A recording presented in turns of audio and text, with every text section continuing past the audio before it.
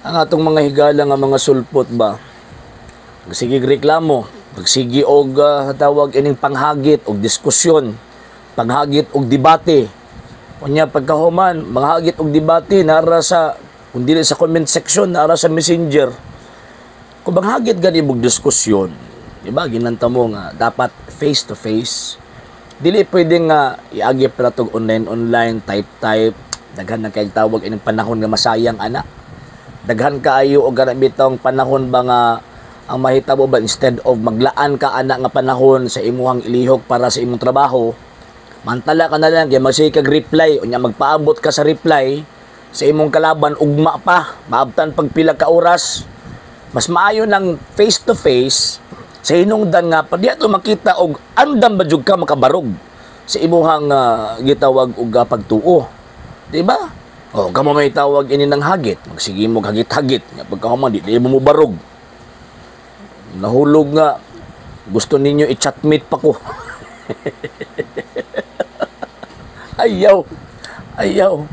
Dili pwede. Mabato nga di ko nag-reply anang sa tawag ining sa messenger. Di ko nag-reply diha. Sa hinungdan nga, kung sa kuhan pa ba, way pulos.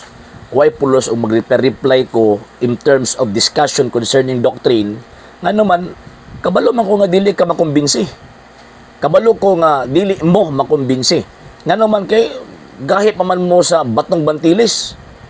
Mo nang kinahanglan mas pinakamaayo nga face to face ang lantugi, face to face ang tawag ining discussion kay para ako, ang mga kaubang mga Katoliko, may igsoon ako mga Katoliko ug kada pong inyo ang inyong mga kauban nga mga sulpot rapod masabtan ninyo nga naay tinuod nga iglesyang gitukod sa Ginoong Jesucristo. O kung masabtan na ninyo, imposible man na nga wala mo'y mga kaubang mga edukado. O kana mga edukado ninyo makauban, sigurado yung ko pag makadungog, makabati sa gitawag og diskusyon, sigurado yung ko di yun na magdugay sa inyo hamtawag ining pundok. Di yun na magdugay. Anong dili man magdugay? Sa hinungdan nga makabalo sila nga kanang inyong pundok dili iya ni Ginoong Jesucristo.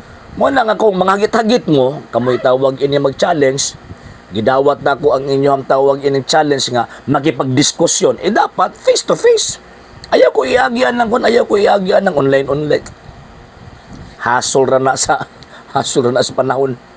O niya pagkahuman, replyan lang ko og tawag ining tagduha ka oras after ko makatubag, after ko mga pangutana, replyan ko duha ka oras. Tama ba na nga kanabito pamaagi kung mag formal discussion? No. Kung manghagad mo sa kuha, manghagit mo sa kuha, mas pinakamayo face to face. Pabaton na ako ang ginasulti sa uban.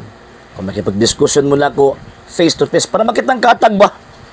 Hambog kita sa tawag inyong comment section niya. Pagkahuman, hagit-hagit mong debate. Unya pagkahuman magdawaton, dito na sa comment section o si messenger na yung maayo. Okay, padayan sa na yung damgo. Diha ta na mo ato bangon o gusto mo kagatuban sa pag face to face, okay?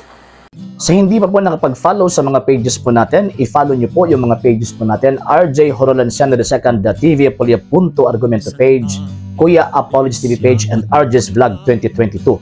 And pwede rin po kayo mag-send po dyan ng Facebook stars. And also, sa ating po mga channels, sa hindi po nakapag-subscribe, subscribe po ninyo yung mga channels natin. Dalay Catholic, Apologist International Official, RJ Sano II TV, Kuya Apologist TV, and Barrio Kawayan Religious Forum.